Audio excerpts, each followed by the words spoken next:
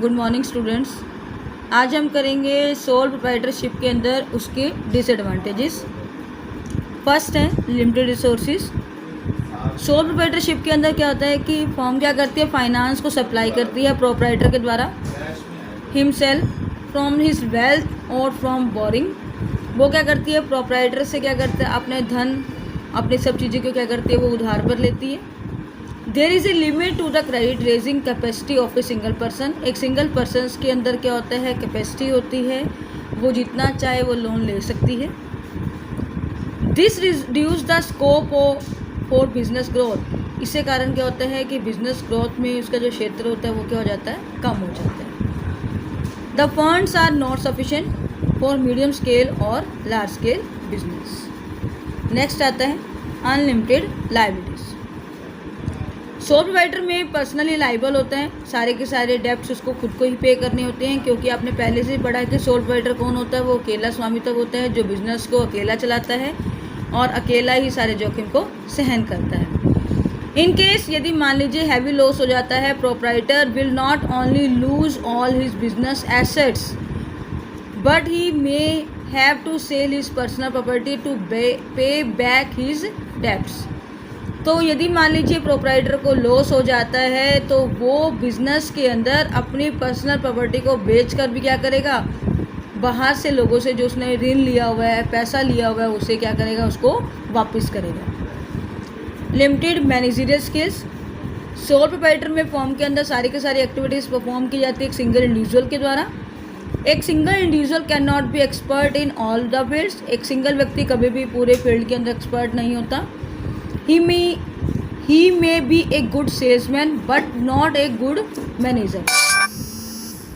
इसके अंदर कहता है कि एक गुड सेल्स पर्सन हो सकता है लेकिन एक गुड मैनेजर नहीं हो सकता। It is difficulty to find all the skill and the expertise in one person.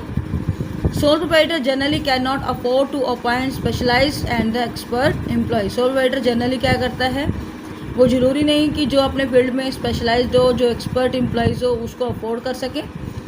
दो proprietor is overburden with to many task. कई बारी प्रोप्राइटर के ऊपर क्या होता है, बहुत अधिक मात्रा में किया जाता है, हर काम का क्या जाता है, बोझ आ जाता है।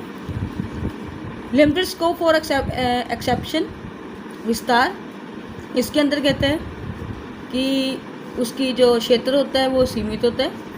Due to the limitation of capital and the management, sole proprietor business cannot be expanded to a very large size। उसकी कैपिटल की क्या होती है, कुछ सीमाएं होती है। मैनेजमेंट के अंदर सोल प्रोप्राइटर क्या करता है, बिजनेस को ज़्यादा से ज़्यादा फैला नहीं सकता लार्ज साइज में। It is a suitable from for small scale operation only. ये वहीं सुटेबल होता है जहाँ पर स्मॉल स्केल पर क्या करना होता है, उससे काम करना होता है। Limited life of a business. The survival and the continuity of sole proprietor firm depend upon one person only.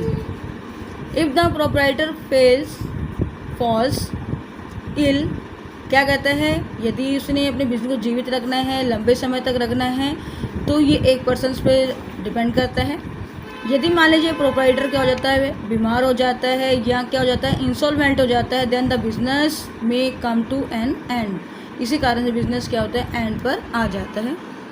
Disadvantage दी में बेटा जैसे आपके limited resources, unlimited liabilities, limited managerial skills, limited scope for exception और limited life of a business. हाँ जी बेटा जी, ये chapter आपका यहाँ पर ख़त्म सोल प्रोप्राइटरशिप का। यहाँ पर आपके लास्ट टॉपिक था डिसएडवांटेजेस का।